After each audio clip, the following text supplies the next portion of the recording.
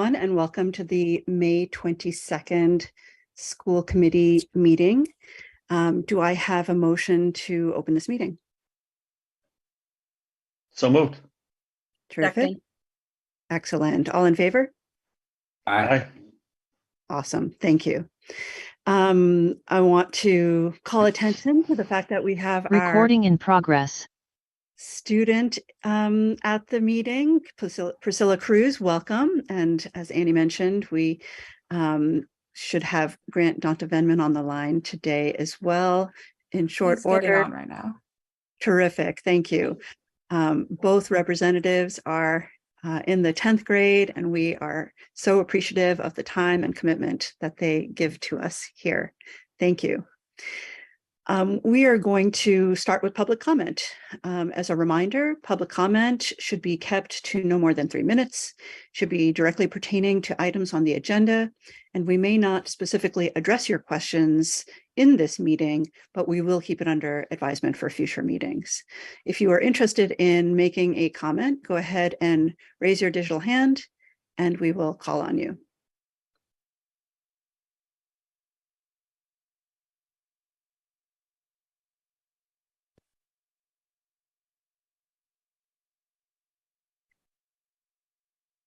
No hands raised yet, but we do have someone who has just joined. I just want to make sure that that's not someone here to make a public comment. We are seeking public comment.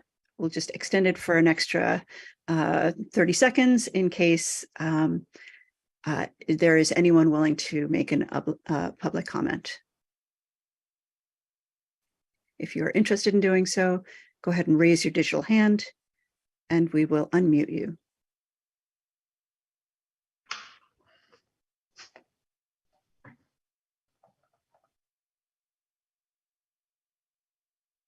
Okay, seeing none, let's proceed with the agenda. And hang on one second. We are accepting additional people who are joining. Terrific. All right. So first up on the agenda is the school safety presentation by Ann McKenzie and Chief Mike Mason. Annie and Mike, take it away. So grateful to be here with Chief Mason, and I want to start by thanking Chief Mason and the entire Hadley PD and Hadley Public Safety for all of the support that they provide to the school, to our students, our staff, and our administration, and for taking time out of the schedule this evening to be with me to address the community, for those who are watching, about our school safety and security, some of our policies, procedures, and our approach, and the extent to which our approach to school safety, security, and threat assessment is aligned with the threat assessment guide that was created by the U.S. Secret Service and the U.S. Department of Education.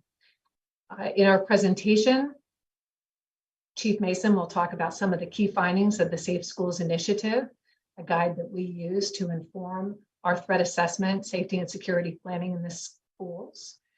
We will talk about implications from the study for threat management and some of our public school prevention and intervention strategies.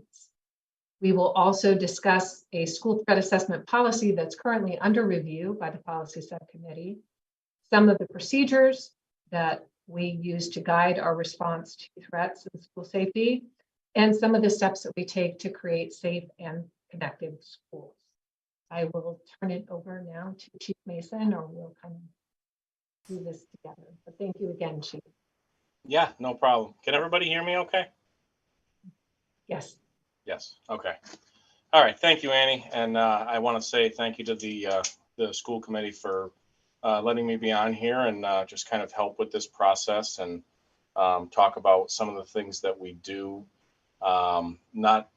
We do specifically in Hadley schools and how they align with some of the things that we're learning nationally and from the state on how we should be doing things.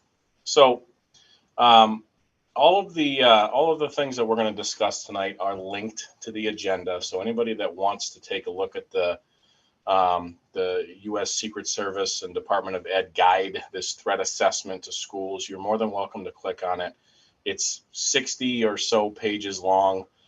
No one wants to hear me talk that much about school safety, even though it is a very important topic. What I would like to do is just go over some of the key findings. So there's about 10 or 12 key findings. It's in, I think, chapter 3 of this threat assessment. But I only want to go over a few of the more salient items. And what I would like to do is I'd like to talk a little bit about what the actual finding is and what kind of the implications of that, of your safety planning for your school should be. And I'd like at that point, Annie, to kind of jump in and talk about how we apply this specifically to, your Hadley schools. So the first one that I'll talk about is actually the first one on the list. It's essentially what the key finding is that they find that over, doing many studies that they've done, is that incidents of targeted, violence within a school are rarely sudden. They're rarely impulsive acts. They're usually things that, that are discussed or talked about or planned in advance. And what I think is important for everybody to know is understand that all of these situations are different. Okay, there's no single response for any statement that a child makes, any actions that they take. There is no single response. The only single response, God forbid it happens, the one that is definite is if an actual active shooter threat occurs. And even then, the response is the response that is on paper essentially is for the law enforcement to go in and stop the threat. Everything else after that is just as fluid, just as dynamic as what staff and teachers deal with on a daily basis. And so I'll let Annie kind of jump in there and talk about what Hadley Public Schools, what their prevention and intervention strategies look like. Yeah, so the implications for safety planning, that idea that these are rarely sudden and impulsive acts, also speaks to the fact that very often someone who is about to engage in an act of violence there have been other signs that perhaps the individual is in a state of distress. And so what are the implications in practice that how can we identify early on that an individual, adult or child, may need additional support or may be signaling that they are in distress? Hadley Public Schools has a range of comprehensive intervention designed to address this very finding. And I've said frequently that in some cases, our interventions, I would say, are more extensive than some other very large districts. So how do we try to screen if a student or an adult, but how do we, in this case, focusing on students, if a student might be in need of additional support? We have, which is referenced throughout this document, we have bullying prevention and intervention policies and guides. We screen for behavioral risk and mental health concerns 3 times a year. Teachers in grades K through 12 say identify if students appear to be at risk for not achieving academically, for suffering from social, emotional, behavioral problems, or having some mental health problems. Students screen themselves in grades 5 through 12 3 times a year. And we monitor the kinds of data that we get. And once the data come in, teams of our behavioral health staff sit together and make sure that any student who said, things aren't okay right now, do we know who they are? Are they connected with a caring adult who's skilled in intervening? Do we have interventions in place to support that student? So we screen, we're constantly looking who might need additional help. We don't only do our own screeners, we also participate, as the school committee knows, but the community may not, that we participate in behavioral risk screening every 2 years as part of a much broader coalition called SPIFFy in this region, what the acronym stands for. But we do risk screeners for students in grades 8, 10, and 12 twice a year. Our students in grades 4, 5, 8, and 10 also participate in surveys from the Department of Elementary and Secondary Ed that give us an indication of how they're feeling about the climate at their school. So we are constantly, implications for us at the school level. We know that it is rare that an act of violence would be sudden or impulsive. There frequently are other indicators, and we are always on the lookout for indicators that a student may be likely to engage in an aggressive act toward another person or to engage in self-harm. We have suicide prevention and intervention protocols in the district. Those we established about a year after I started here. They've just been updated last year. So that's what this finding looks like in Hadley Public Schools.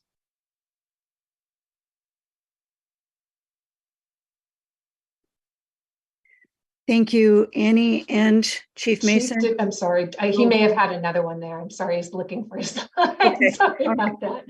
I should have. So, yeah, okay, I apologize. I actually had a couple of more, and I went to go click on my view and change my view, and I lost myself, so I couldn't myself. No worries. So, yeah, so there's a couple of more just to talk about. I just think they're important. So one of them is statistics have shown that most individuals who carry out these attacks don't actually threaten their targets prior to actually advancing the attack.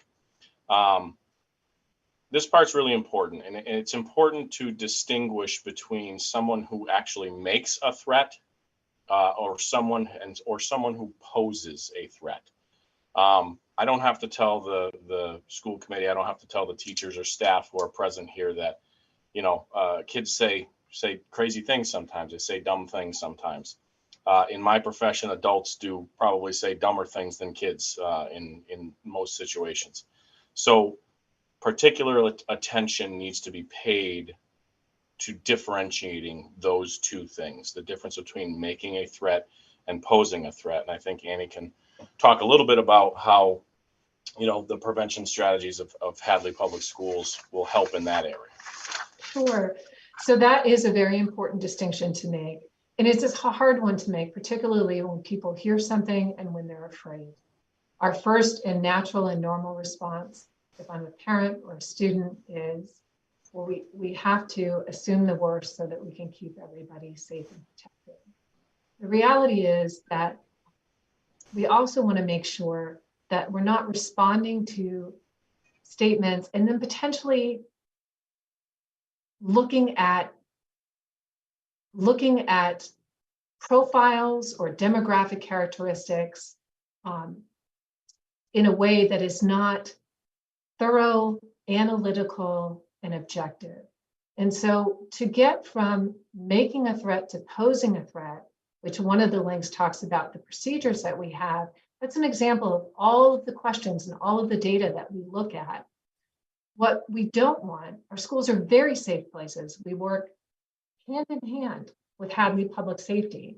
But I don't think anybody wants a school environment where anytime somebody violates a code of conduct or says something regrettable in a moment of frustration, that we want police descending every single time, potentially arresting children. And I don't know that that's really, if we paused and thought through things, if that's really the environment. So we pay attention, we take every single statement seriously. No one should hear anything other than that. Every single statement we do at threat assessment inquiry. We start asking ourselves, made this statement, under what conditions? Has this been corroborated? Were there other people that heard it? If in fact these statements are corroborated, what do other data suggest about the likelihood that an individual is not simply making a threat, but in fact poses a threat? That they have access to the kinds of things that would make it possible for them to, in fact, execute the threat.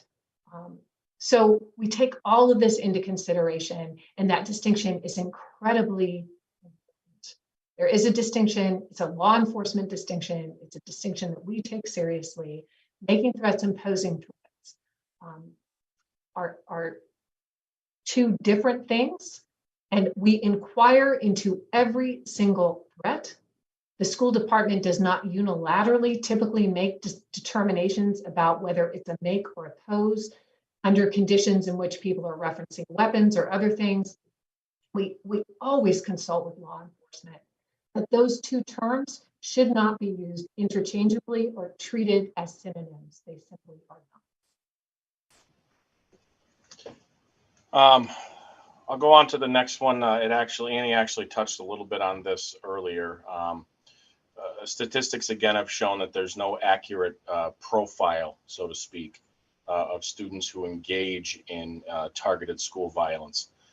Now, I say that so that people understand that statistically speaking, they have been unable to create a profile for this. However, it doesn't mean that the schools don't continue to try to gather information, to try to collect data on individuals. And I will say that Hadley Public Schools, I haven't seen a lot of other schools and how they do things. Dr. McKenzie has been really proactive when it comes to trying to find the best possible way to do this. She blows up my inbox constantly with different suggestions on, what about this form? Here's how Virginia does it. Here's how another state does it. And we're analyzing all of these things to try to figure out the best possible way to do this. And I don't know if I just kind of stepped on what you were going to say, Annie, but that's, in Hadley Public Schools, she's been doing a great job, and the principals are in, assisting with this as well, trying to figure out, behavioral analysis forms and things like that. She has her clinicians helping. So I think we're on the right track. We're to try to gather the best possible information that we can, even though there's no actual profile to be looking for. Right. So that is where some of the things I had mentioned before. That's part of the reason that we do screenings. It's part of the reason that we do these surveys. It's part of the reason that we ask students to do self-assessments and screen themselves. It's why we have a tiered support team, or what used to be called a child study team. It is why we do, it's part of the equity dashboard, but we dig even deeper. It's why we do an analysis of behavioral referrals, and whose behaviors indicate that they may be struggling academically or struggling with some other social or emotional issue. So we are scanning the environment constantly for any signs that someone is in distress. Any signs, emotional distress for young people and for adults, it doesn't always, kind of like drowning, it doesn't always happen with a big splash. So we're looking for even quiet and almost silent signs of distress. But we're always scanning the data in the environment to see who is asking for help. Thanks, Annie. So the last one, there's a few other ones, but I really wanted to. I don't want to go too long. There's a couple of other parts of this presentation, but the last one I want to talk about is statistics have also shown that despite prompt law enforcement responses, most attacks were stopped by means other than law enforcement intervention. And you might say, why in the world would you tell us that? That's not what we want to hear.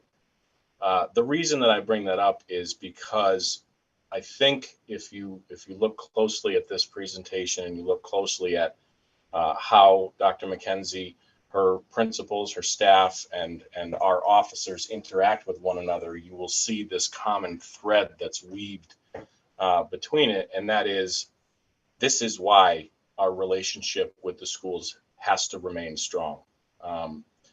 When we started the school resource officer program, when I first started as chief here, we Dr. McKenzie was the superintendent at that point in time, and she was all over it. She wanted it, from the start.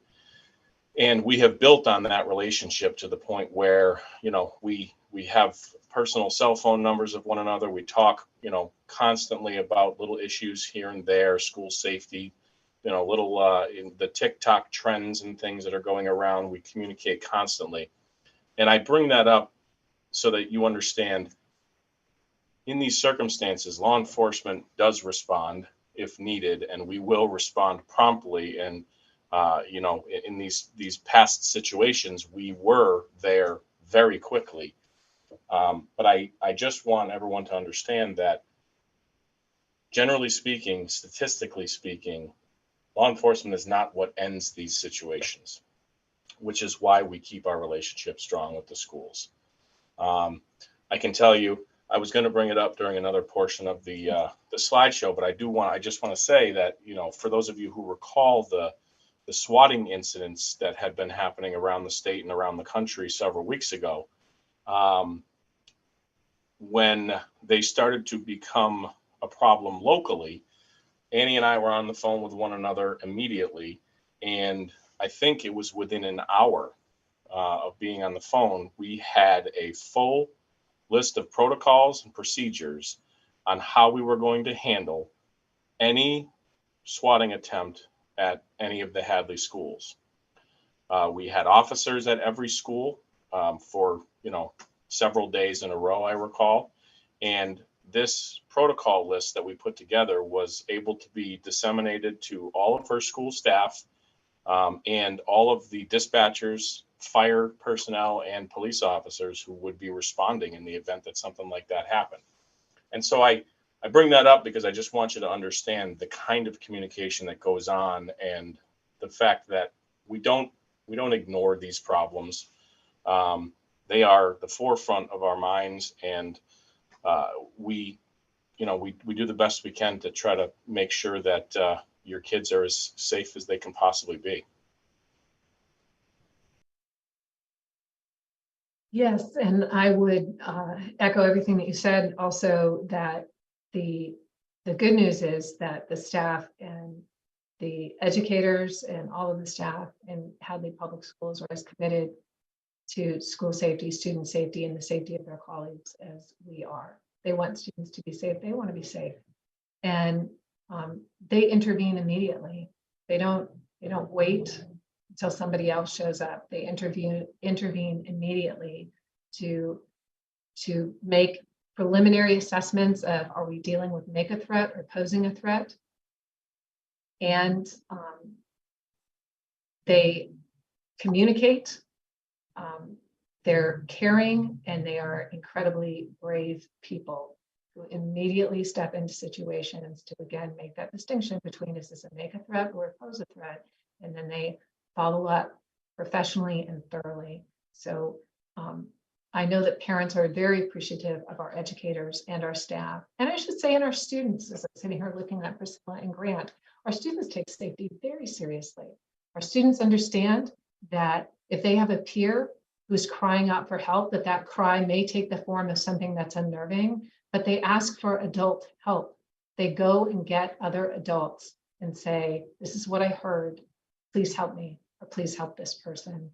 So everybody is, I would argue, equally committed to making sure that we have a safe school environment. And they do an excellent job. I don't know, Officer, I'm sorry, Chief Mason, if you had anything else that you wanted to talk about in terms of generally school safety and security. Yeah, just really quickly, I just want everyone to know that we work with the schools. We plan constantly. We adjust our plans. We try to learn from the things that have happened and how to do things better. I've never come across a situation where I've talked with the superintendent or either of the principals in her absence who have been opposed to change or to adjusting. And I really just want everyone to understand that these situations are so vastly different. Each and every time something happens at a school, it just can't be handled the same. And so we plan and we drill. We do threat assessments on the schools. We work on protocols and we make changes when they need to be made. We look for more inventive ways to keep the kids safe. In my role as the president of the Western Mass Chiefs right now, I have a kind of a unique position in that I'm halfway between, the rest of the chiefs in Western Mass, and I'm kind of a liaison to, some of the folks who work at EOPS, which is the Executive Office of Public Safety. And so I'm kind of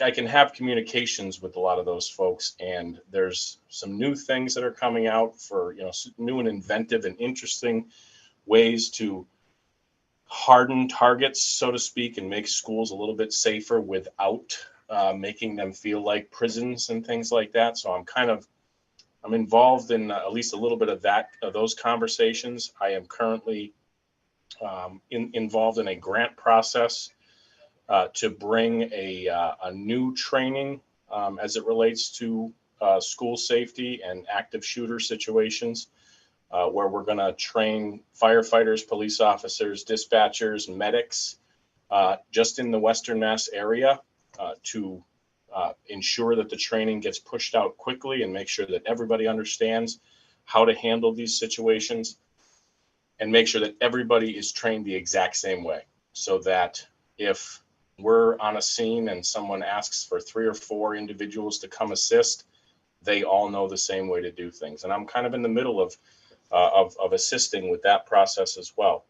And so I just wanted to kind of put out there, that we really do care about the kids' safety. I have children myself. I have had to have the difficult and depressing conversations with them, just like many of the parents who are watching have had to have with their kids. And I want the police department and the fire department and the medics and the dispatchers who work where my kids go to school to be there when we need them. And my vow to you is that we will do the same. All of my officers are trained the same way. We don't look at this as well, it's not going to happen here situation. We train as if it can. And I'm going to be, I work during the daytime. I work during when kids are in school, and I'll be the first one in the door. That's pretty much what I can put out there to you. But I do want to just quickly hit on what Annie said earlier, in that her staff, her teachers, they really do care. They have shown me that not only they are intelligent actors in these situations, they take these things seriously, but they have also shown bravery in circumstances where I was impressed to see it. They're not afraid to learn. They're not afraid to make adjustments and get better where we see that we can get better. And I think that in every situation, you can find something that you can look at that you can get better, and we'll continue to do that no matter what.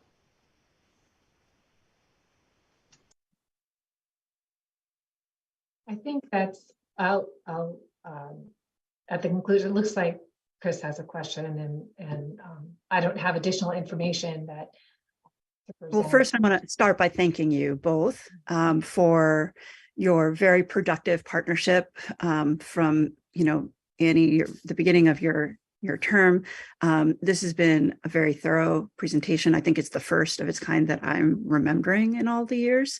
And I have to say that I'm really pleased with just how thorough both departments are in working with one another. And I'm really, really pleased to hear just how much surveying happens in the schools amongst educators and students. I think that's really, really important. And I don't have to tell you that school safety is top on parents' minds. And so this presentation is timely. And we're going to have Q&A in just a moment with all the school committee members and students. I invite you to think about your questions as well. And I would encourage anyone watching at home to contact Annie or Chief Mason directly with their questions as well. We're going to start with Christine. I just wanted to, Annie had mentioned this, and then obviously Chief Mason had said it, but I just wanted to, thank all of our responders, but especially acknowledge the bravery and the quick thinking on the part of our faculty who handled the situation the way they did. I really don't want, I just want to put it out there that for anyone who thinks that something should have been done differently, I believe that this person was very brave and should be commended for it. Not have Monday morning football discussions about coulda, shoulda, woulda. I think that person was very brave and deserves to be recognized for it. So I just wanted to say that. Any other questions or comments for Mike and Annie?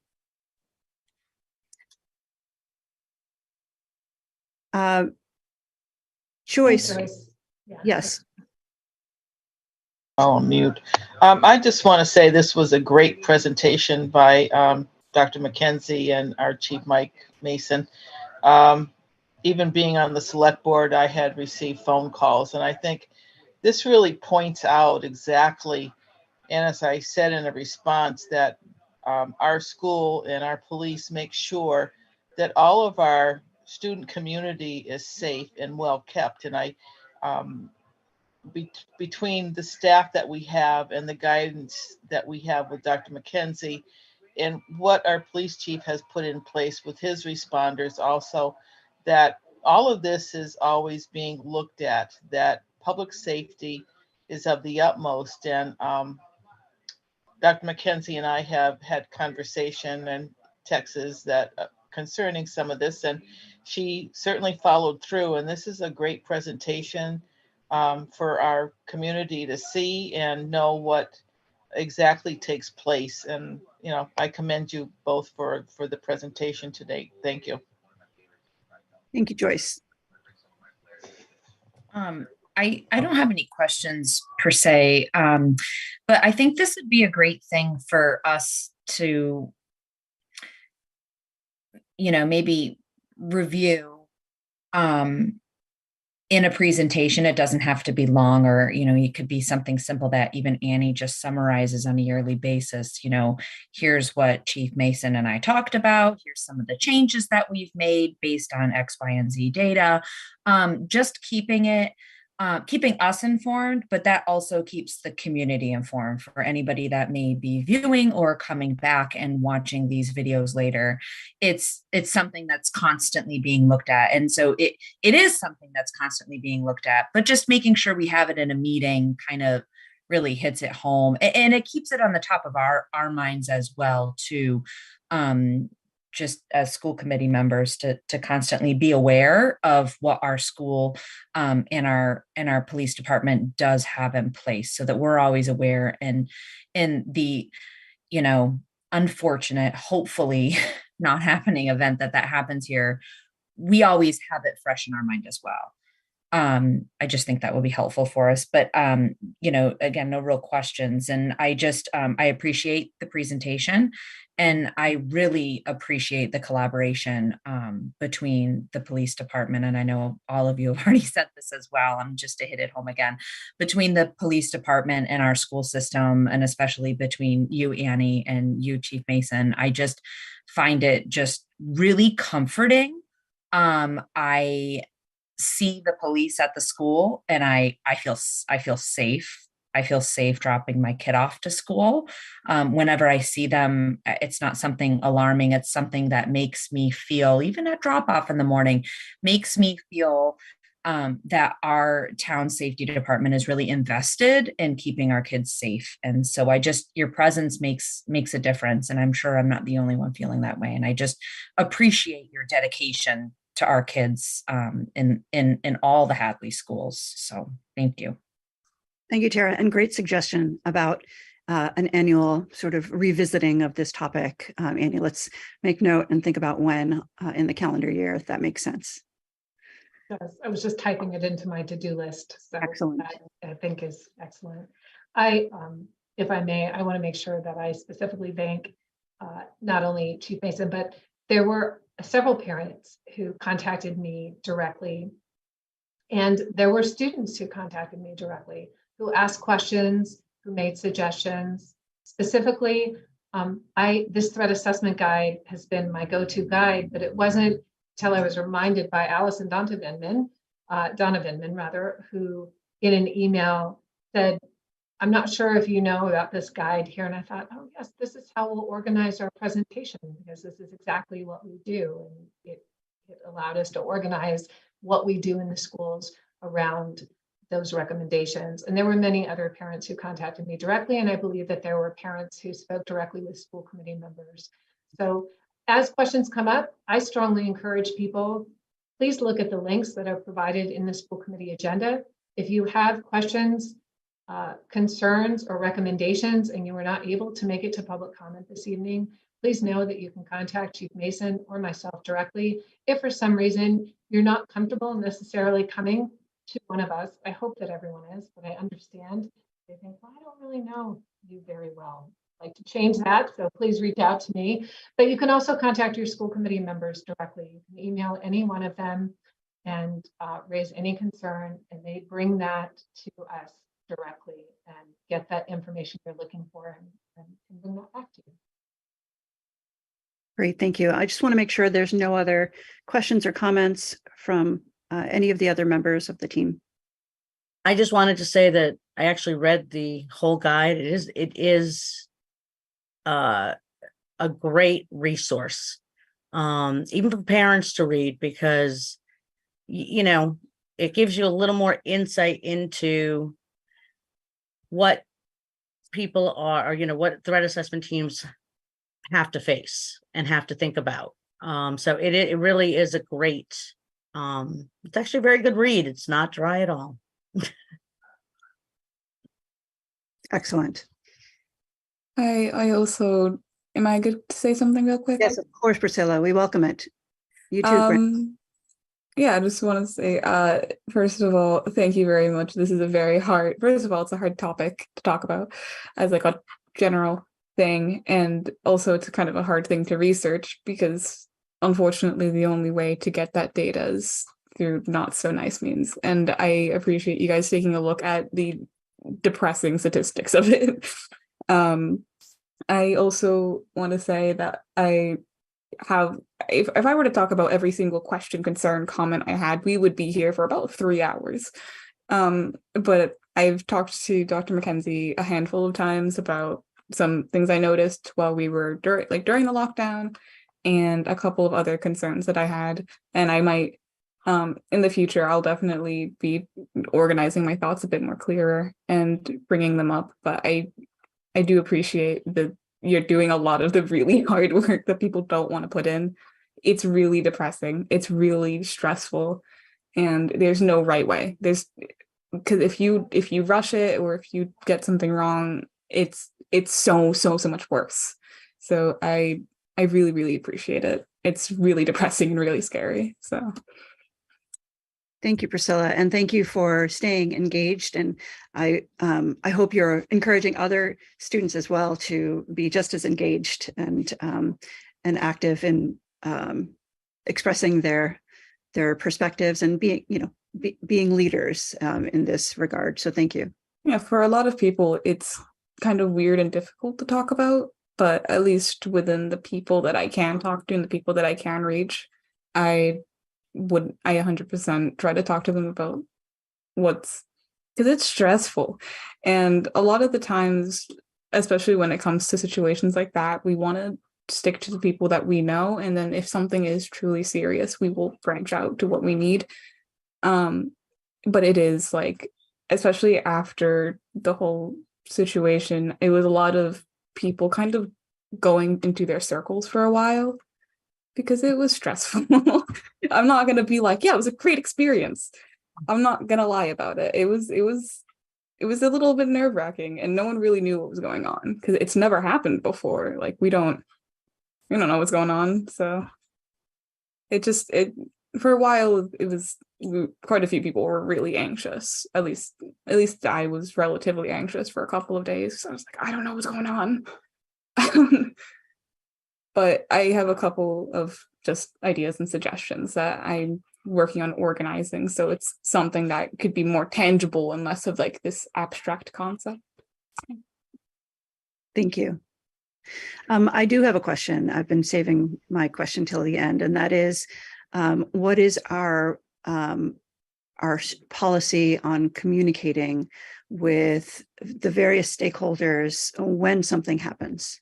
Yeah.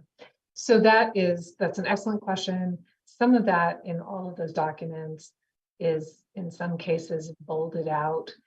But the biggest standard is need to know. It's very hard for people. So even in a school, if a student were to engage in a behavior and the consequence of that behavior were an exclusion from school, whether that's emergency removal, suspension, or exclusion, by law, the only staff and faculty who should know that are those who provide direct services to the student and need to organize the student's work. I give you that example so that the public can understand how high the standard is for protecting student privacy. People who work in medical fields might say, this sounds a lot like HIPAA. And really that standard. And even when folks, which is, so the people who have what's called an educationally legitimate right to know. And an educationally legitimate right to know does not include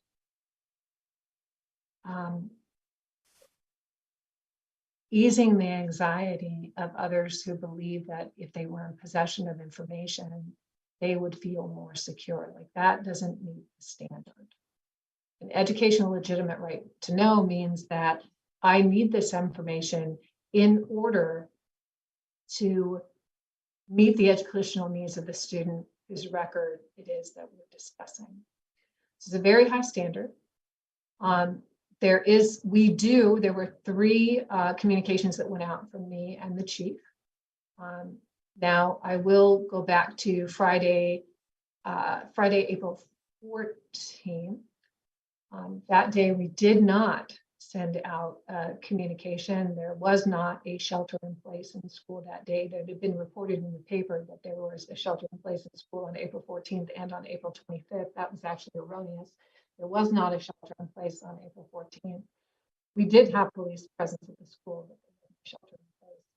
And due to what appeared at the time, the information that we had at the time, and the extent to which our understanding of that situation being contained in terms of who had reported hearing anything, as a result of that, it did not seem to me at the time that sending out an email would reduce any sort of anxiety. As a matter of fact, I feared, if anything, it would heighten it unnecessarily.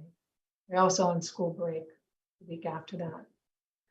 When we did go into, I did send communication out to families when I was contacted by news media. Now I know that some people say at that point, well, it was the superintendent only communicated with us, perhaps somebody would say, because the newspaper forced her hand on that. I would say that my history of communication in the district would indicate otherwise, that I have prided myself on communicating, not perfectly, but consistently and fairly well. What I did know was that I was not going to have parents or students see something on the 5 o'clock news and have that be the first time that they heard of it. Sent an email out on Monday, and then followed up, the chief and I, with 2 additional emails on Tuesday when different events occurred at the school. So in terms, and those emails provided really as much information as we can provide without violating privacy. Also, without going into details about not only what is reported, but how many reports or who's reporting. So there's a reason that we stick to generalities. 1, because of the high standards of privacy. 2, that it does not assist it does not enhance the integrity of an investigation if people start broadcasting everything that is happening during an investigation while it's going on. I don't think that law enforcement would say that that's the kind of practice that you want to engage in. It's not helpful. It's not helpful. It does not enhance the integrity of an investigation. So we provide as much information in a general way as we can. I'm sure that there are then some people who start getting misinformation, frequently from social media. I'll say that, and people are aware. So for nodding your head, people are aware of.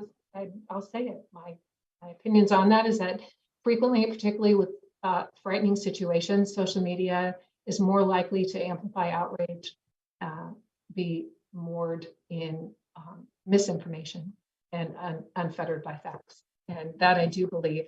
As people are getting misinformation and their anxiety increases, there's often a call for school administration to correct the record.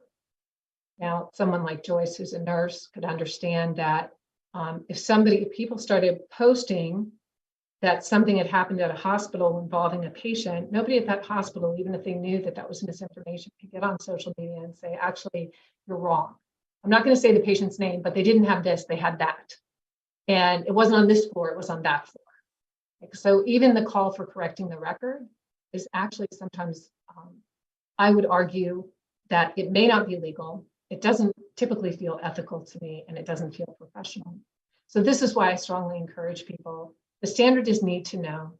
If there's information that the public feels they should be in possession of, and by public, I mean anybody in the community, parents, or any student, you feel there's information you should be in possession of that I or an administrator has not shared with staff, please contact us directly. If for any reason you are uncomfortable doing that because you feel you don't have a relationship with the person whom you'd like to question, or you just are fearful of something, then go to a representative. Please contact a school committee member. They're my boss. Contact them directly. If you're a student, go to Priscilla and Grant. Go to Priscilla and Grant, and they can come to me and say, can we let people know this?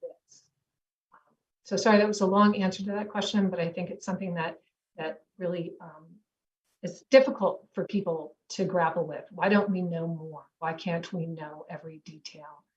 And we can't. And also I would say to parents, I think that when we step back from situations, that families want to know that when things happen, families and students want to know that when things happen in the schools, that the superintendent and the administrator and all of our staff's concern for student privacy, that we are concerned, that our first thought isn't, I hope everybody thinks I'm a really great communicator. It's not my first thought. My first thought is, what is the right thing to do? How do I keep everyone safe? And how do I protect the privacy of the people involved, families and children? Sometimes in making that my priority, perception is that the communication is not what it should have been. I'll accept that assessment as long as I'm doing those first two things well. Thank you, Annie. Christine. I just wanted to reiterate that, there is not a person on this board, in our school system, in our town departments, that would ever forgive themselves if something happened to the children of the town. So therefore, you need to trust that we will do everything humanly possible to prevent that. And yeah, we're asking the town to trust us. And I know that's really hard. I was teaching in the school when my kids were there, and I wasn't privy to information. And that was very hard. But the fact is, there's a lot more that goes on behind the scenes that we're not privy to, but it is all for the benefit and the safety of our students. So I can't thank, Mike and Annie enough. you know, like I said, I've had 3 go through, and I couldn't be more proud of how things were handled. I guess back in the day. But yeah, just got to trust that we have their best interest. There's no other way to do it, you know, to do it.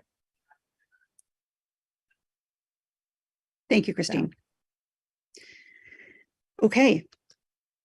Again, thank you, Chief Mason and Annie, for presentation and thoughtful Q&A, and look forward to revisiting this again at a future school committee meeting. Thanks. Thanks, Mike. Go home and be with your family. Thank you for a long day. Okay, we are moving on to the next item of the agenda, which is the acceptance of donation of lab glassware from Mount Holyoke College. Annie. Yes, teacher Miss Lord requested that the school committee accept a donation of beakers and other glassware valuing somewhere she estimates between $800 and $1,000. All donations require school committee. That is very substantial and so generous. Thank you so much to Mount Holyoke College, as well as the person who secured this donation. Do I hear a motion to approve or accept the donation from Mount Holyoke College? So moved. Seconded.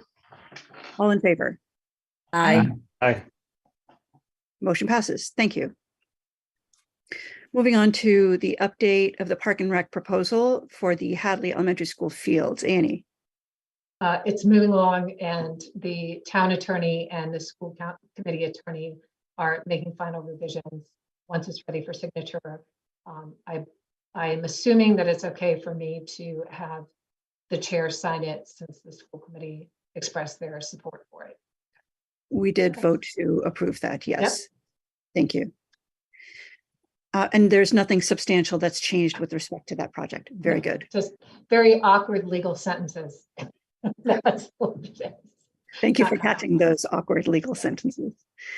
Okay, moving on to the second reading of the policy JICFB, bullying prevention. Christine. So essentially, the policy was just cleaned up in terms of the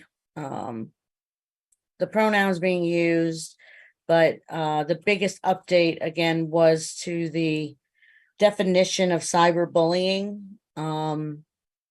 and what the unique concerns are when it comes to cyberbullying versus your, one-on-one or interpersonal. Other than that, it's pretty much stayed the same as it's been. So, we've gone over it. We've pretty much approved it. Are there any questions about it? I believe this is second reading, so Yeah. Everyone has seen this once before. And I especially value the addition of the explanation of cyberbullying. It comes in so many different forms and shapes these days. And so thank you for spelling that out. Seeing no questions. Oh, Paul, you just took yourself off mute. Do you have a question? No, I was just going to vote. And thanks, Christine, for doing that. Oh, you're welcome. Ethan too. Thanks, Thank Ethan. you. All right. Do I hear a motion to approve this bullying prevention policy as outlined? So moved. Do I hear a second? Seconded. All in favor? Aye. Aye. All right, motion passes. Thank you. Moving on to the next item on the agenda is the first reading of the Hadley Public Schools Bullying Prevention and Intervention Plan. Ethan. Yeah, so this is kind of the second part of what we just passed, and this is the prevention and intervention plan. It's a lot longer document. And Annie, correct me if I'm wrong, this is more of an updated DESE document that kind of outlines everything that would be done in an instance when there was bullying, both prevention and then ultimately an intervention plan if bullying did take place. Terrific. And this is first reading of this document? First reading. Yep. Okay, excellent. Thank you. Any questions for Ethan or Christine on this? So Ethan, who wrote this? I'm going to default to Annie, but I believe this is taken mostly from Desi. Okay. So the template, DESE requires by law that every school district have a bullying prevention and intervention plan.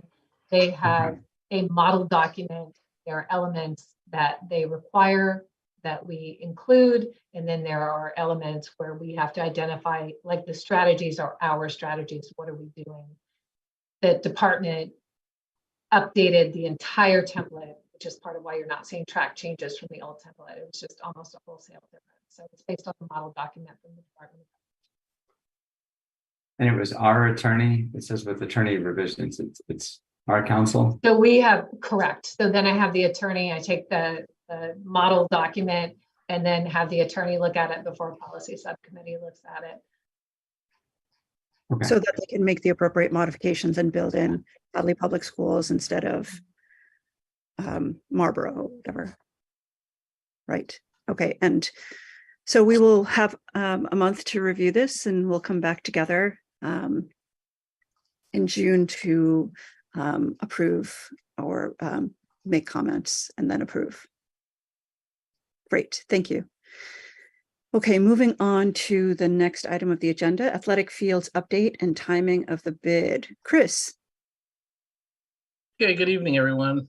Hello. Let's see, let me just open this up. Okay, so we have, we received all of the documents last week for the project. So we got the project manual, we got the construction plans, and kind of some updated cost estimates from them. Along with a schedule of how the bid process would go. Basically, it runs from more or less now until July 3rd, they said contract awarded. So it'll be sometime around then, with the bids closing on June 21st.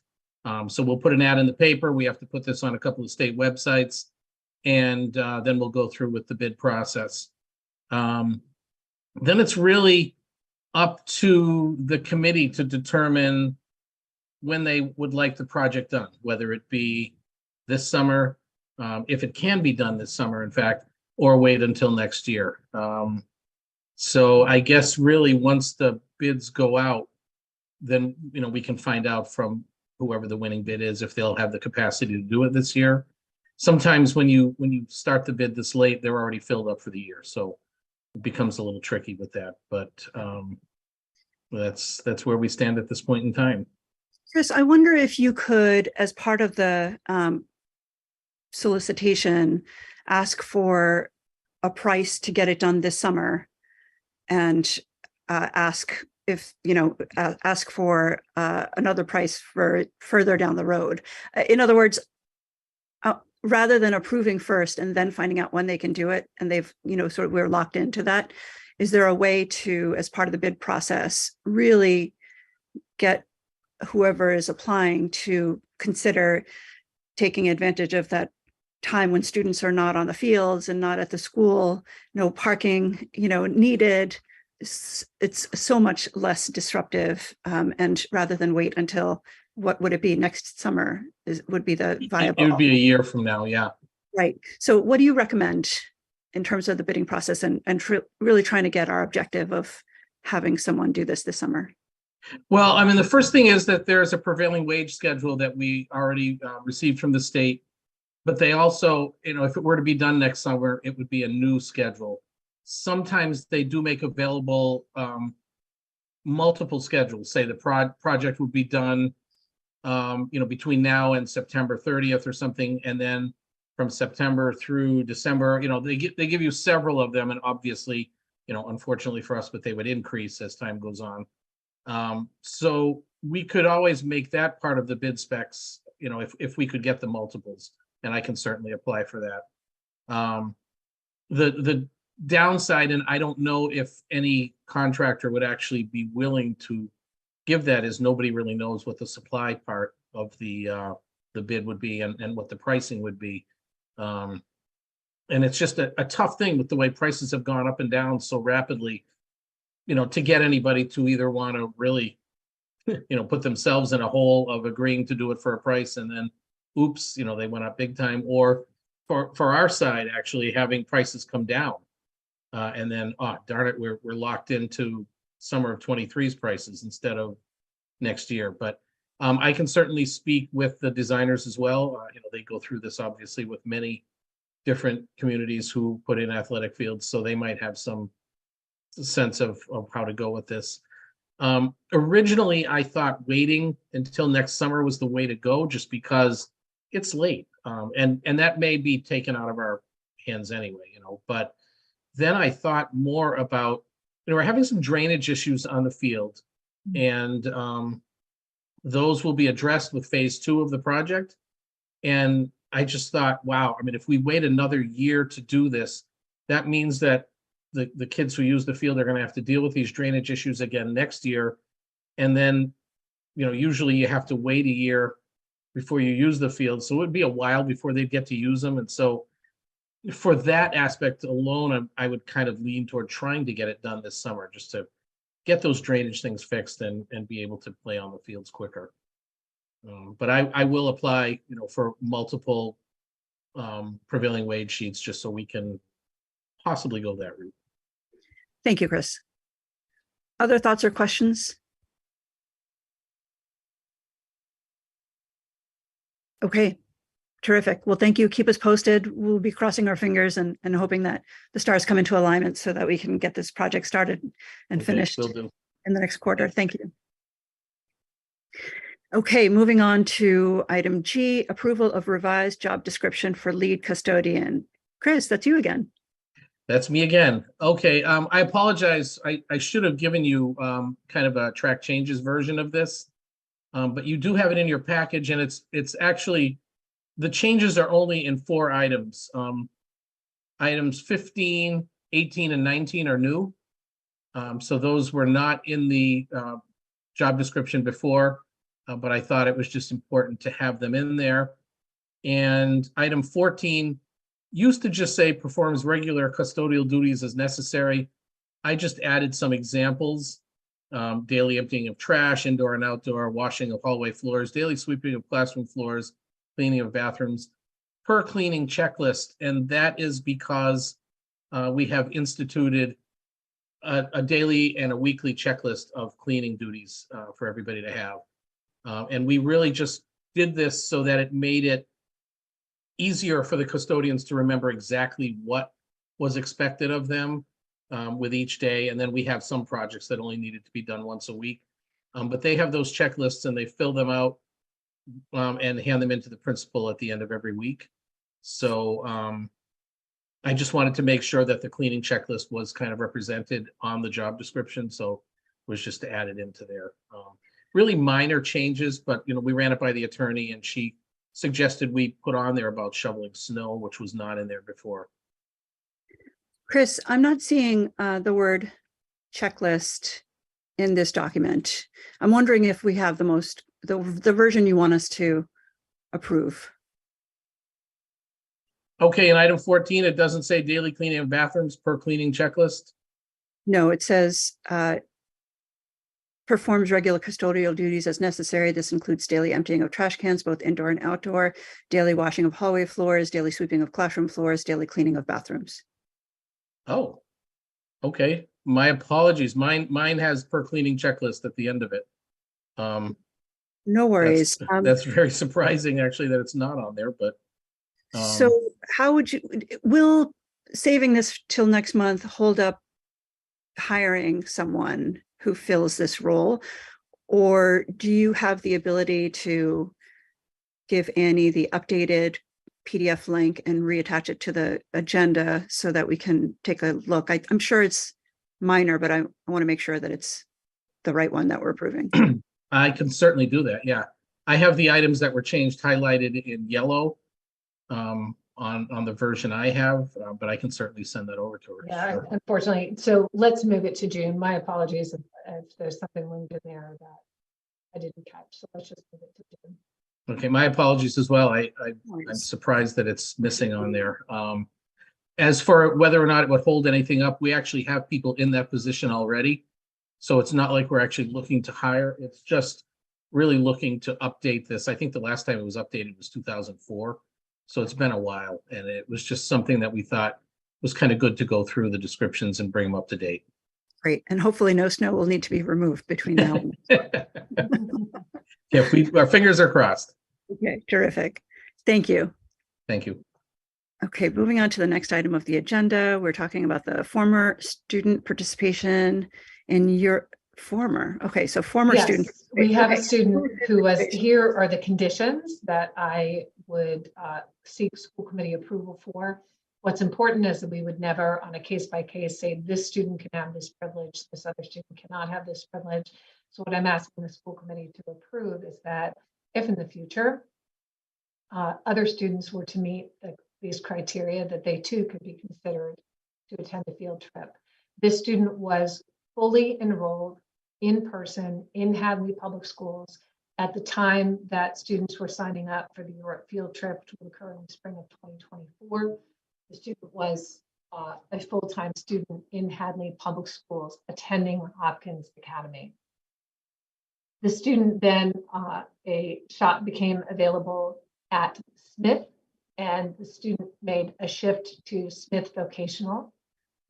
The student also, the parents have made a deposit and would suffer financial hardship at this point.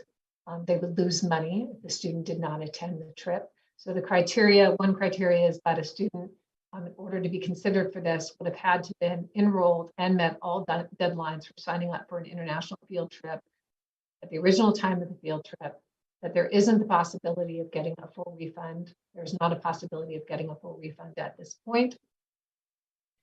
We did check with the town. I checked with school council, asked me to check with the town regarding insurance, because students aren't insured, actually staff are insured by the town's insurance. Our staff remains insured regardless of the students who are on the trip. We would also, all students sign on these Europe, on the Education First Europe trips, sign liability waivers. That's part of EF's conditions also. And the final thing with this, I feel like I'm missing, is enrolled full time to time, insurance covers financial hardship. Oh, and the student and the the parents would have to sign that they agree to adhere to our code of conduct. Obviously, the student is no longer our student, but they would sign that they agree to adhere to our code of conduct, and that a serious breach of that code of conduct would result, as we say, for even our students on the EF trip, could result in students, in the parents having to pay for the cost of the student to return early. I'm comfortable if those conditions were met for a future student, that I would also bring the same request to the school committee. And I'm asking the school committee to consider and possibly approve allowing this family who now attends Smith Voc, because they met the conditions I just outlined, to have their child go on the trip. Sounds reasonable.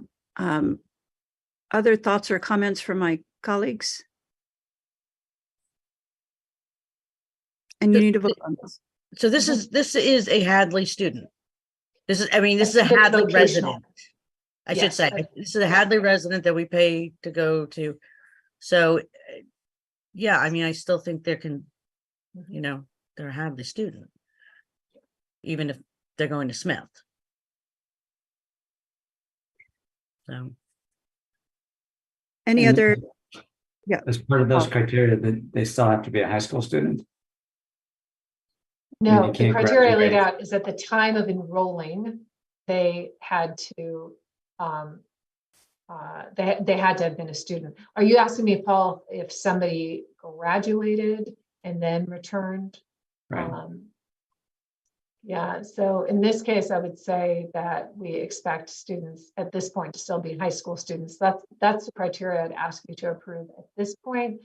I don't foresee this happening a lot, but if something like that happened in the future, I might come back to you and say, let's reconsider this. But for now, I Okay. would say, yes, they're currently enrolled. Right, so I was confused a little, just like with what Paul said. When it said former student, I was thinking that because John was supposed to go on the Europe trip but then the pandemic happened. I thought it was a former student, meaning that somebody wanted No. to, because we Enrolled actually, in there was Smith some notice Vocational. sent out that those vouchers are still valid. So that's why No, I was this is- confused. Thank you. No, at this point, it's Okay. the student, the criteria right now is they're enrolled in Smith Vocational. Oh, They're okay. enrolled in another school. Yeah, so yeah, that's what actually threw me off, is because John was one of those students who didn't get to go to Europe. I was But we thinking the same paid. thing, Christine. Yeah, that's Yeah. right. Yeah. Yeah, so So, that's what the confusion yeah. was. Yeah. Great. Do I hear a motion to approve this framing for exceptions to the participation in field trips? So moved? Second. All in favor? I, I, Motion passes. Thank you.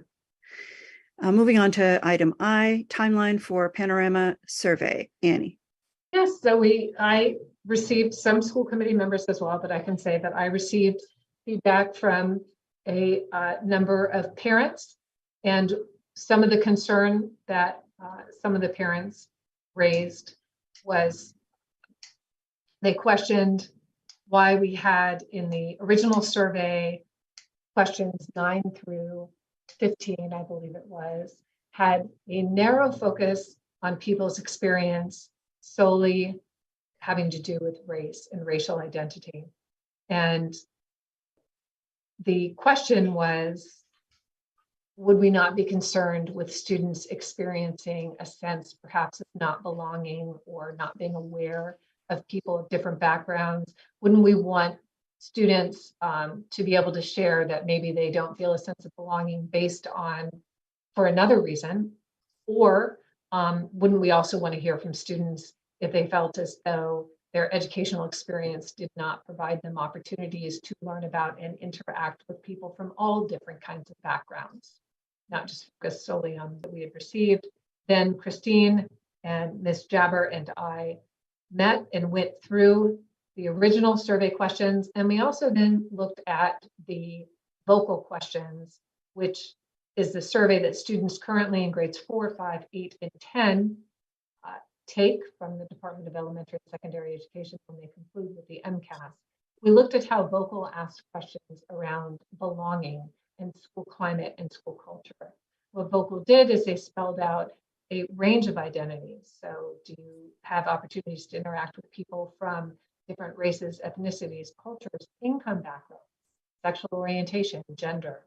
And so we utilized how vocal framed their questions, and we did end up customizing the student survey. The upside to customizing the student survey, I had been like, I don't want to do that. The only thing that we lose in customizing the survey is translation, but any students who require interpretation for the survey, we have the capacity to interpret the survey directly for any students with a human being if we needed to while they're on the computer. We kept our family survey as a standard survey, so we can kind of compare the experience of doing a customized survey, a standard survey. Our hope is to administer the student survey, students at Hopkins, and we are giving the student survey this year, kind of like we started with our mental health screenings, only to Hopkins students in grades 7 through 12, and we'll start expanding downward next year, especially now that we've customized it. So we'll start with Hopkins students. We'll survey all families. The survey, students at Hopkins will take the survey during advisory on the 25th. And the survey window will be open until June 9th for students and families. And then I anticipate having data to share with the school committee this summer. Great. Thank you. Any questions? I like your proposed edits. Thanks. Ethan. Can I make one suggestion on the last question, 21? Can we have that, what are the most important things your school can keep doing to support students from different backgrounds? I'd love it if we could mirror that question to the questions 5, 6, and 7, where it gives examples of different backgrounds. That seems like a Oh, reasonable. I see. Oh, add a parenthetical there. Okay, yes, I can do that. Yeah. Mhm.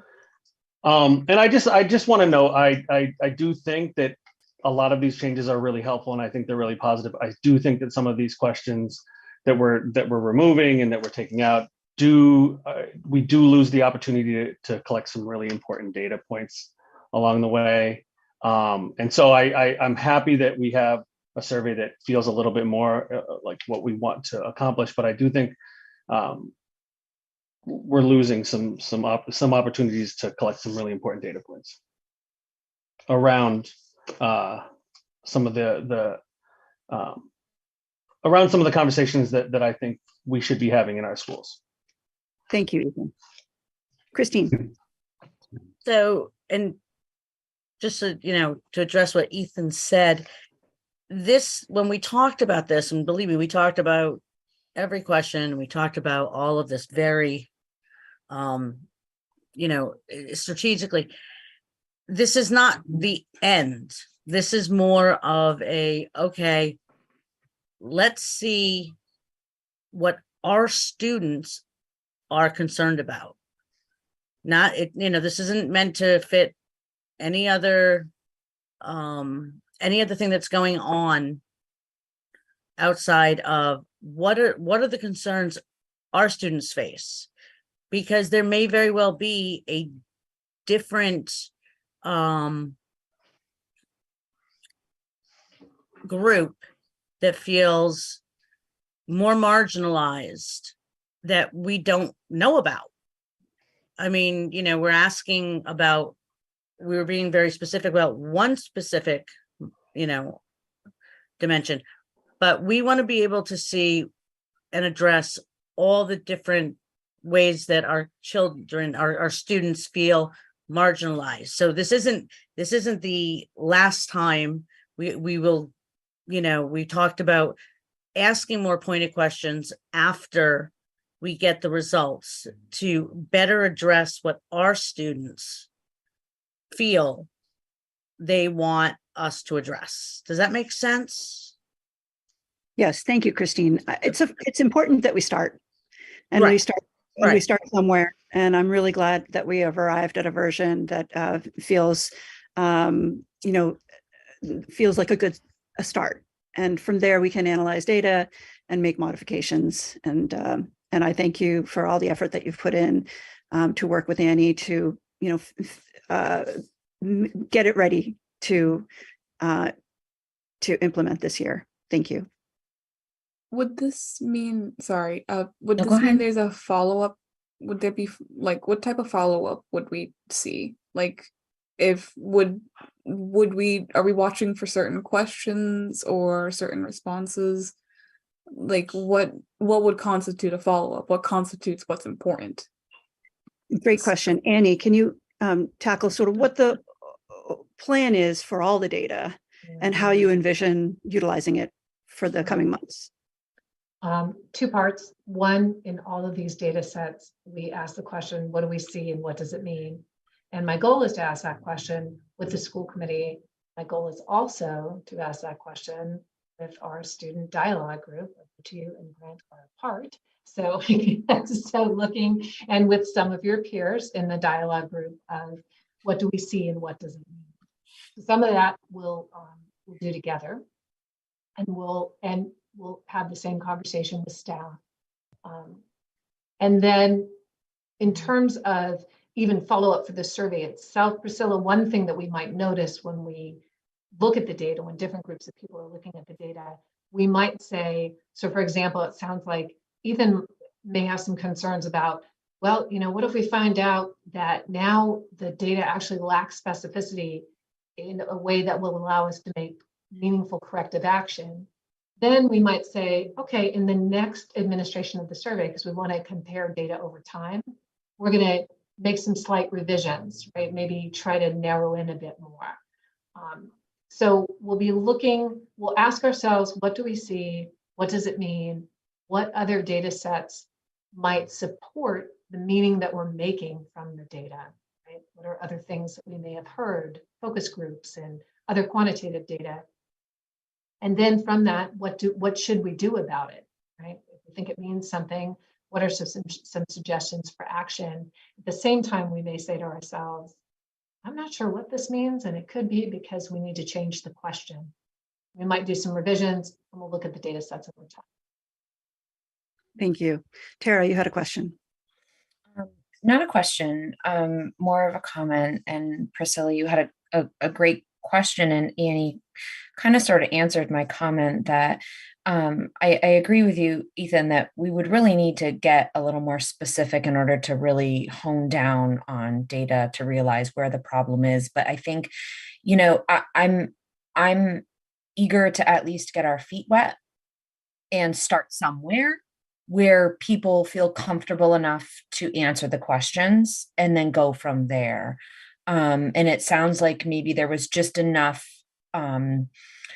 that people were uncomfortable about or had concerns about, that at least this is a starting point to figure out where there might be concerns, like Annie had said, to kind of hone in on where do we need to get more specific.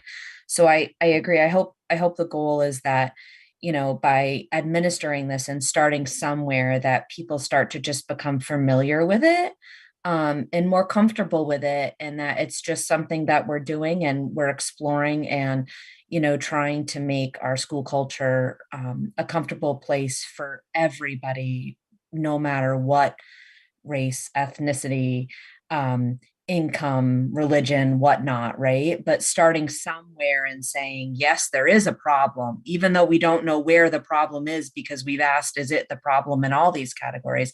We know there's a problem.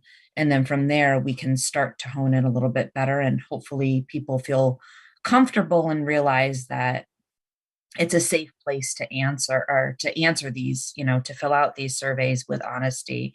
And they have a safe space that they can give those answers, and that we do have plans for follow-up in order to ensure that their answers are taken with respect, and that we will work to interpret and better the environment. So good question. Thank you, Tara. Indeed. Okay. Any other questions or comments? I'm sorry, I've got a lot of questions. Okay, I was gonna Priscilla, say, I bring think it. Priscilla does. I just got a lot of thoughts. That's fine. That's But great.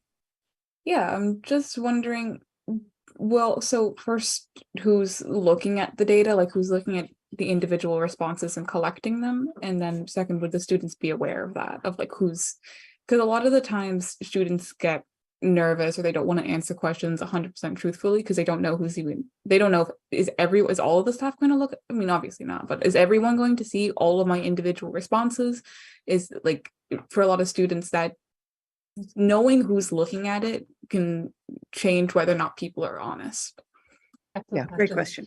The student survey is confidential. The family survey is anonymous. So what that means is that the student survey that we have, students will receive essentially a link, or maybe one of those QR codes that I'm so not a fan of, but they'll receive a unique way of accessing the survey. And demographic data is then pre-populated. So that saves students from having to say, I fall into this category. But the responses will come to us not attached. Here's Priscilla's responses. They would just come in the aggregate. However, I want to be clear with the confidential survey, if I needed to. So for example, if a student indicated something on the survey that was a cry for help and an immediate need, I can identify who the student is, and we would in that case. But otherwise, beyond that, we're just looking at aggregate data, and do we see under or over representation of certain kinds of responses? I'm having a great experience, I'm having a terrible experience, that might connect with different demographic groups. So do we have a disproportionate number of students who qualify as low income saying, my school experience is terrible? I'm not tracking back to the individual students in that group. I'm just looking for any of those connections. And that's the kind of information that even the students of dialogue group who look at this would see this in a broad, like big chunks of over and under representation. And the only time that I would go looking for an individual student is if there was some immediate cry for help in the survey that needed to be addressed. The family surveys are anonymous. That means that families have to report their own demographic data if they choose to. Annie, not that you don't know this, but Priscilla, that's a fantastic question. And if you have that question as our representative, then I'm sure many of our high schoolers do. So just making sure that, not that you don't already, Annie, but making sure that we have a plan in place so that we can really explain that. And maybe even allowing them a time to ask questions before the survey is sent out, maybe not pertaining to the survey, but about their confidentiality and, where will this survey go, what will be done, making sure that they are fully aware of the intent of it, and the safety of their information ahead of time so that we can collect the most valuable of information. Great suggestion. Priscilla, did you have other questions? Okay, very good. Thank you. Annie, you don't need a vote from us on this, do you? Or Grant, did you have a comment? Okay, very good. No vote needed. We've already approved this. It's moving. Terrific. Thank you so much for getting this going. Appreciate it. Moving on to the next item of the agenda, student representative report. Priscilla. All right, yeah, I'm speaking a lot today. Welcome.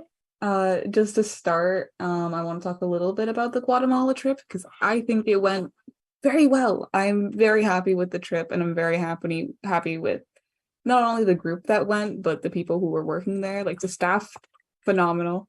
And the Smith Academy was the other school that we traveled with. They were also super great. I have no issues. Like there was never a time where I was like, I feel unsafe. There was never a time where I was like, man, I'm super stressed out, I can't do this. Or even like in the airport, like it went super well, and it went as good as international travel can go.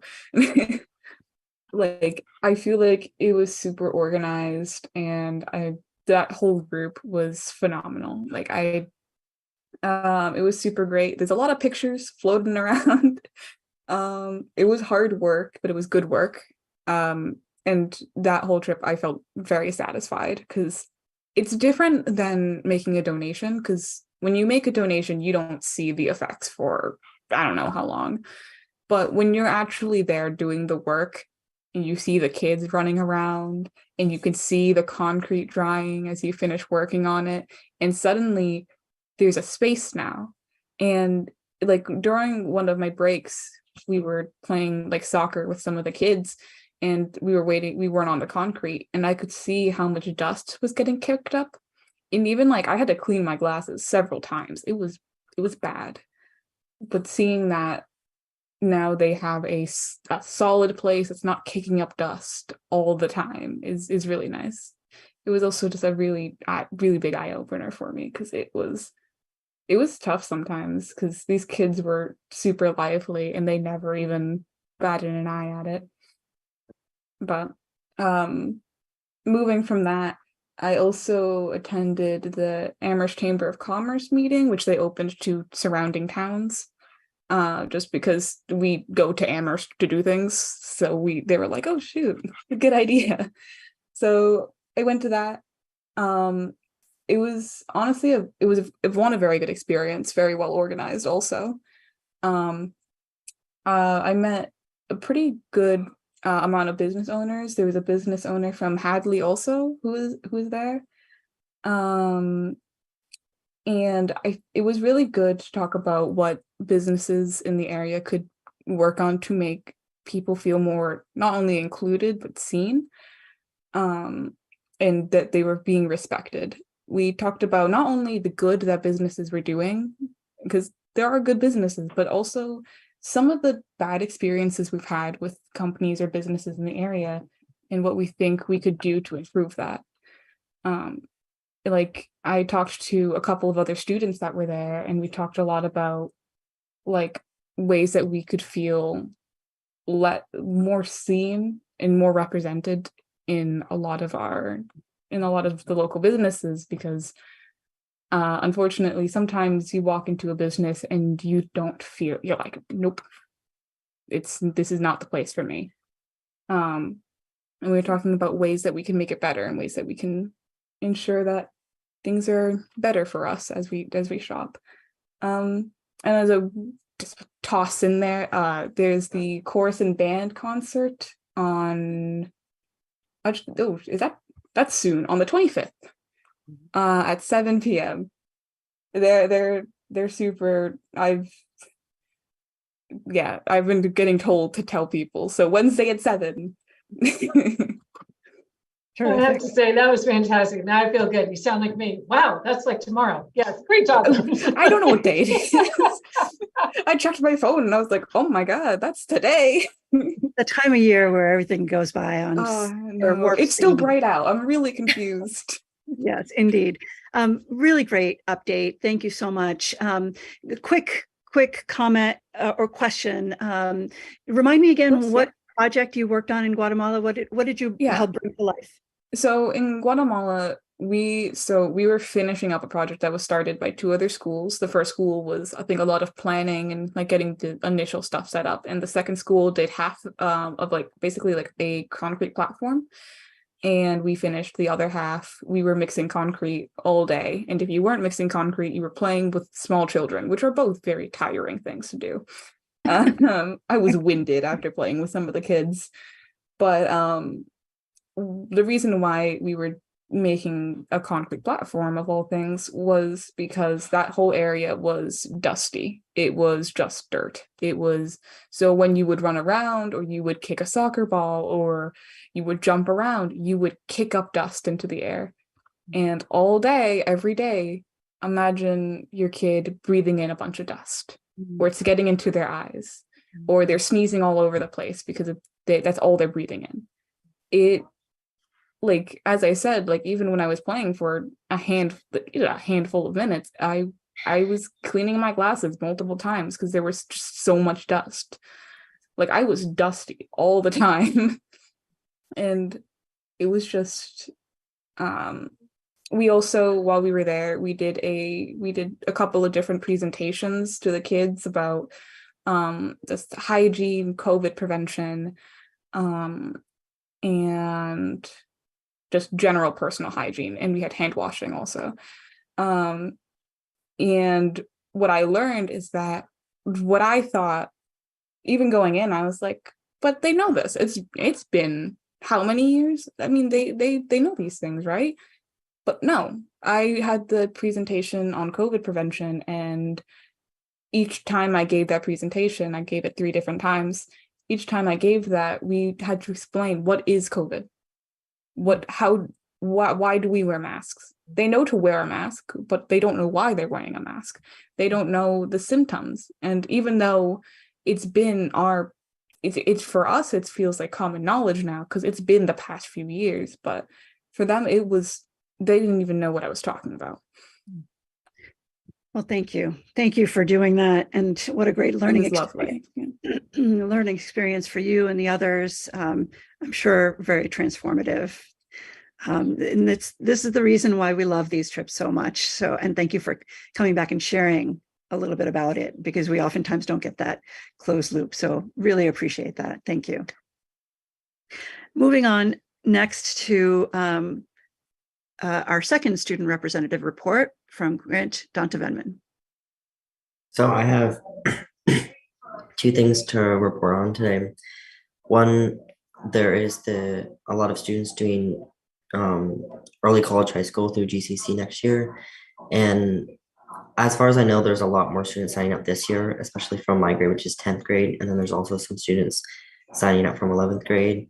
And the process is going really well so far. The person that's helping us out, she's really helpful. She's nice, and she's like allowing us to get everything that we need to without any stress. And we all attended a presentation by her, and we set up our GCC accounts, and now all we have to do is the AccuPlacers and signing up for classes, and the AccuPlacer is actually tomorrow, so hopefully I do good on that.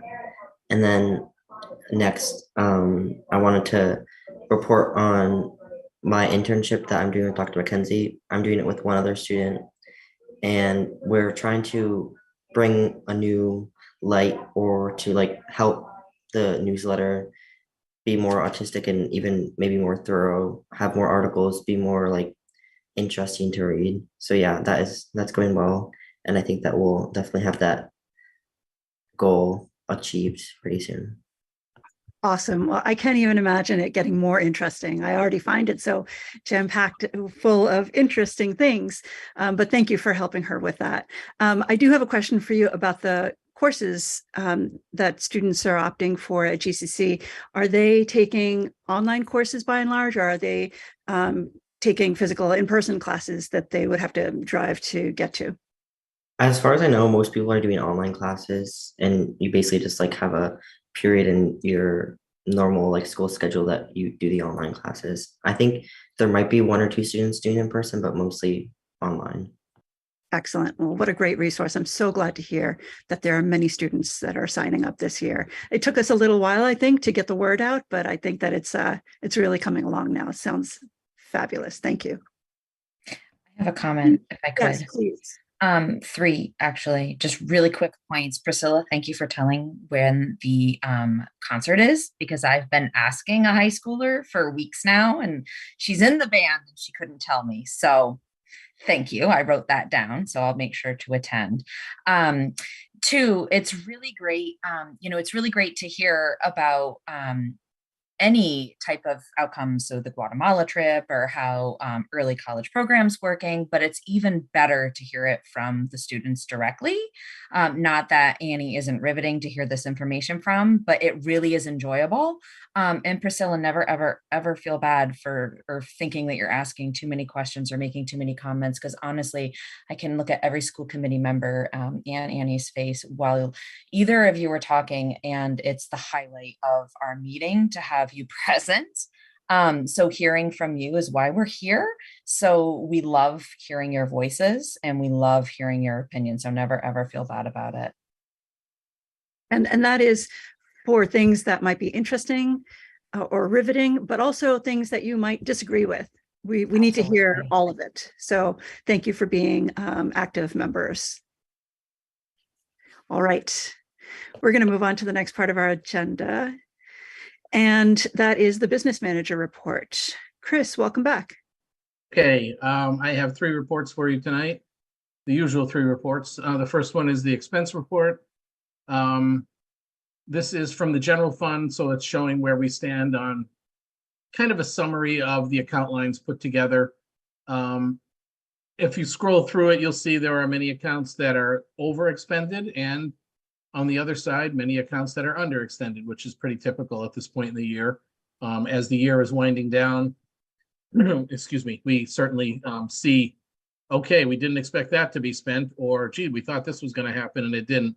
But ultimately, in the end, it pretty much evens itself out, as it always does. We do have a number of things that we're going through right now with this. The first is going through all the encumbrances, because a lot of times what happens is you encumber funds to, we have a lot of blanket encumbrances at the beginning of the year, say for the electric bill or, oil deliveries, something like that.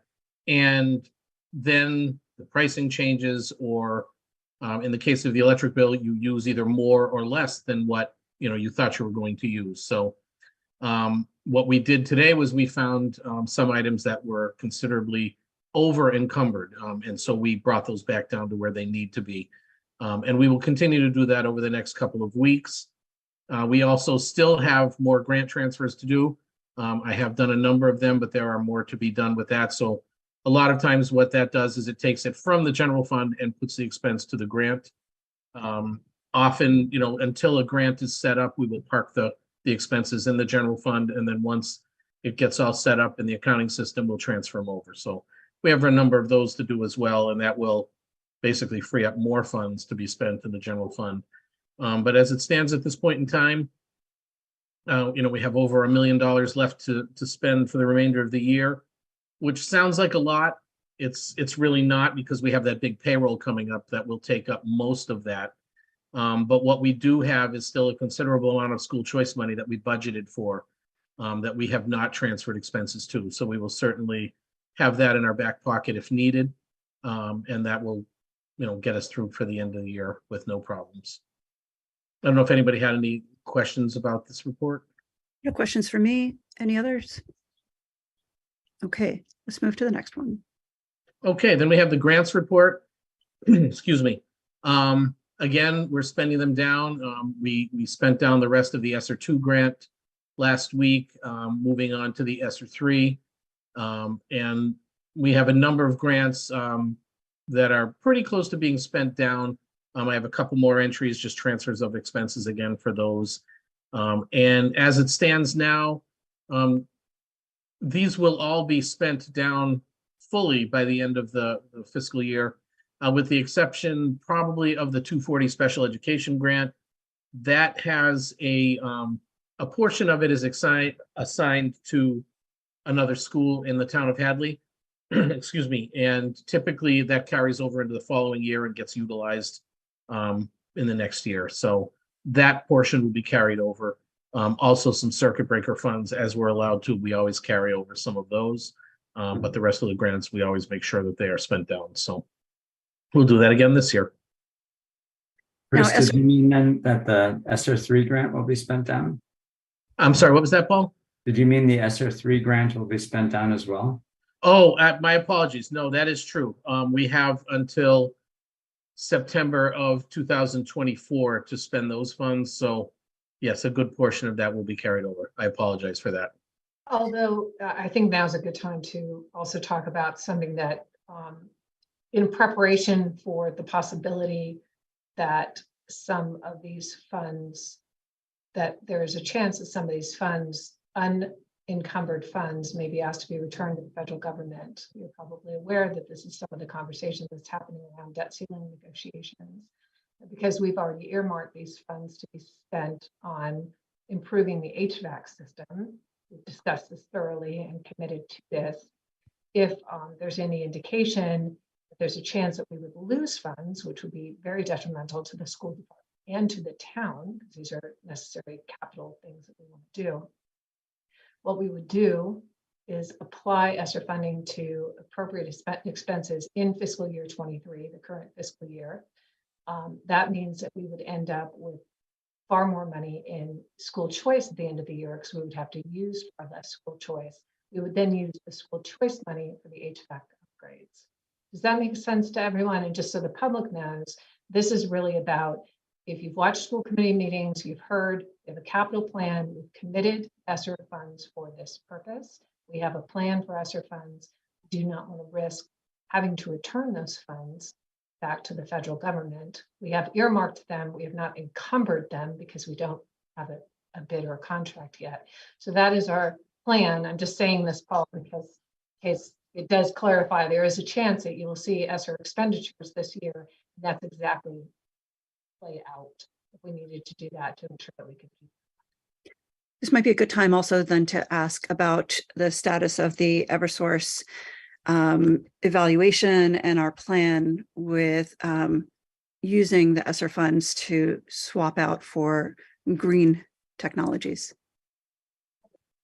So there's not really much change from what I reported last month in terms of they came in, they did another assessment, took what they found away, and I did send them all of our oil bills, electric bills, propane, anything energy related actually went out to them, and now they're analyzing that just to kind of get a sense of the current usage that we've seen over the past couple of years and what we could expect to see going forward. So they did say that would be relatively quick. So I'm assuming in the next couple of weeks, we should be hearing something from them.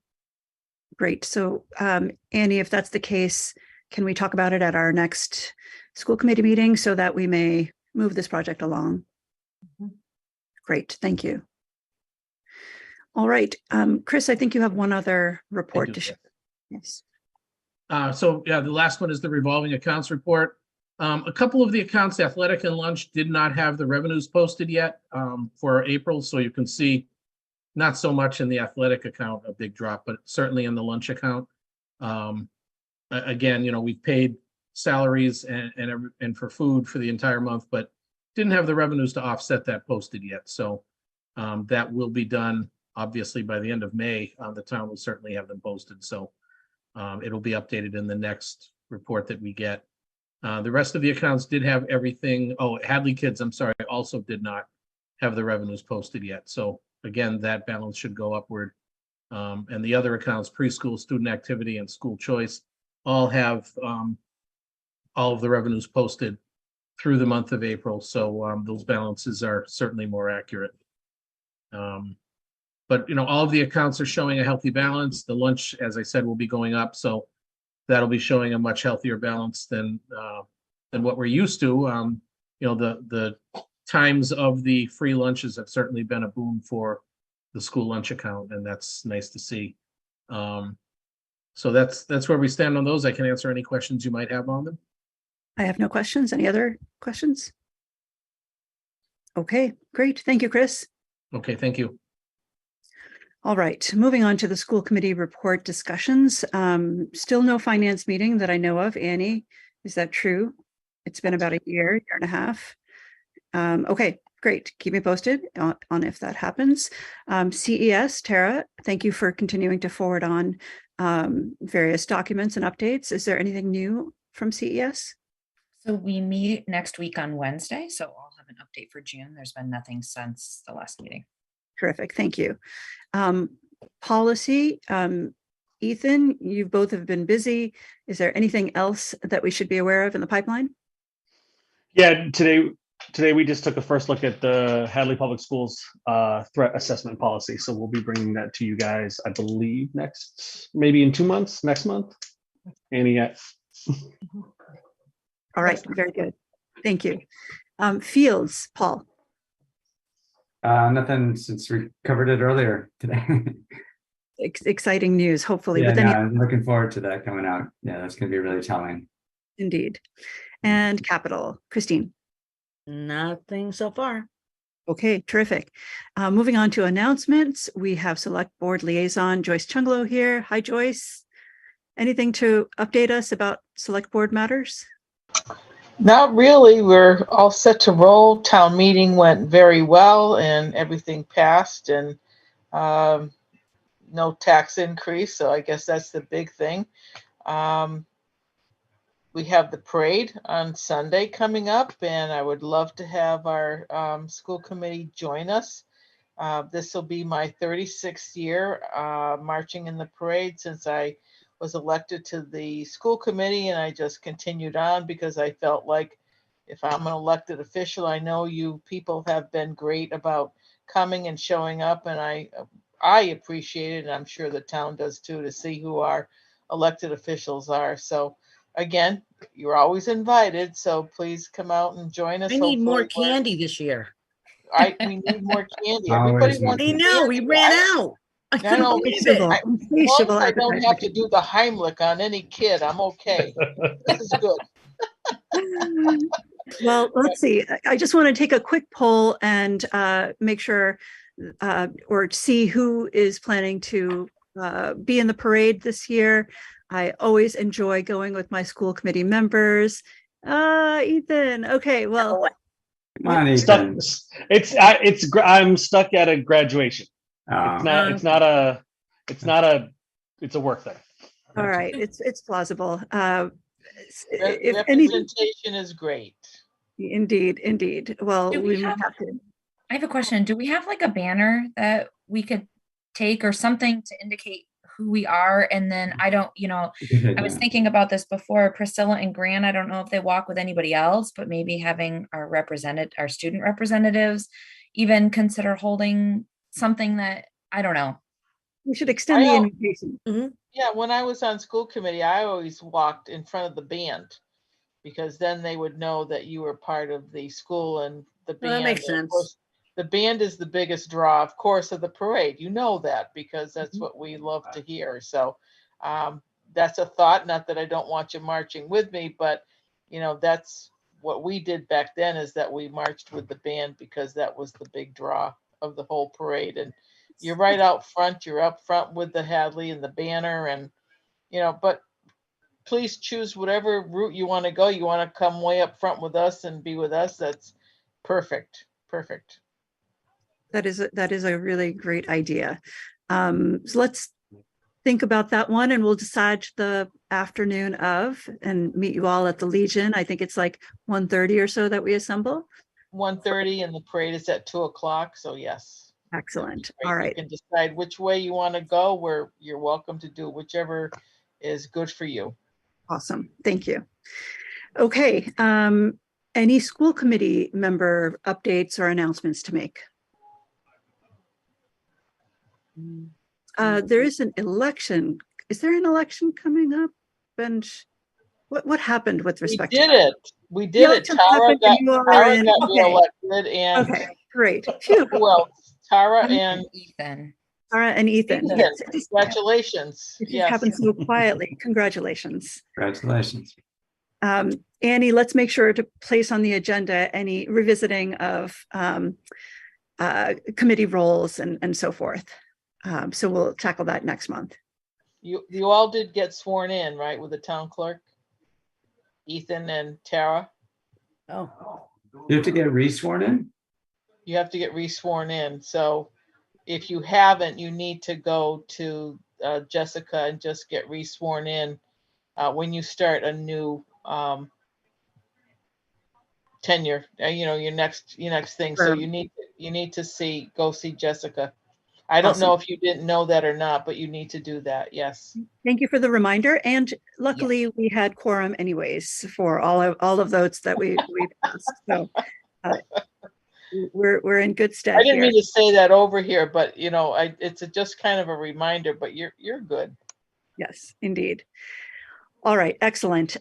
My quick update again is about the Hadley World's Fair that Hadley Learns is putting together in collaboration with the Hadley CDEI committee, the senior center. We've got the schools as partners, and every year there's just amazing international foods. People bring foods from their, all their backgrounds. And this year we have the Cultural Council contributing a small grant that allows us to have a catered soul food spread, because it's the Thursday before Juneteenth. So I welcome you all to join us with a dish or without. It should be lots of fun, music, games, and great to get to meet people that you probably wouldn't have come across otherwise. So that would be Thursday, June 15th, and you can go to hadleylearns.com to RSVP and get more details. Upcoming events, HPS calendar. Annie, my daughter, Graduation is the first Friday. Okay. School committee members, I hope you received an email, so please, and Joyce, let us know, anybody on the select board side, usually Jennifer sends that out. Anyone from town who would like to attend. So you should anticipate getting an invitation. That is 6 p.m. on June 2nd, right? The first Friday in June. And the last day of school is Wednesday, the 21st. We have passed the possibility of makeup days. So. Excellent. Look forward to graduation. Another highlight of the year. Oh, can I ask? I misplaced my card and I'm in town. Can I still come to graduation? Yes. Do you already let Jen know you'd be there? I did not. Could you do? Yeah, I'll do that. Yep, absolutely. Oh, Yeah, and I don't would think I did either. So Annie, consider this my RSVP. Yes. Please do. I'm more than happy. I loved coming last year and I will enjoy going this year also. Perfect. All right. Terrific. Action items. We've already approved A, B. Let's move on to C, approval of the minutes of April 24, 2023. Do I hear a motion? So moved. In a second? Seconded. All in favor? Aye. Aye. Okay, motion passes. Moving on to the approval of the warrants of April 2023. Do I hear a motion? So moved. Seconded. All in favor? Aye. Aye. Motion passes. We've already accepted the donation for lab glassware, and we are moving the approval of the job description to next month. Our next meeting dates I are, wanted to ask, is it possible for folks to meet on Tuesday, the 20th, as opposed to the last Monday of the month, which is June 26th. Annie, Are I will be people- on the road that week. You'll be That on the entire- road that week. Yeah, do you have availability on the week of the, well, this might be not very trivial of a coordination activity. I wonder, I'll do you send mind? out maybe I you. can send out a doodle poll. I just thought if the 20th worked for people, we could do it now, but let me send out a doodle poll and see what we can make happen. Okay, terrific. And the Thank same you. one. Okay. Let me find my agenda again. Okay, and we are not moving into executive committee meeting. That's not even on here. So I'm assuming that is definitely not happening. Mhm. And do I hear a motion to adjourn? So moved. Second. All right, all in favor? Aye. And for Right. the minutes, it's 7:26. When we do the minutes, Excellent. which is A helpful. little bit long.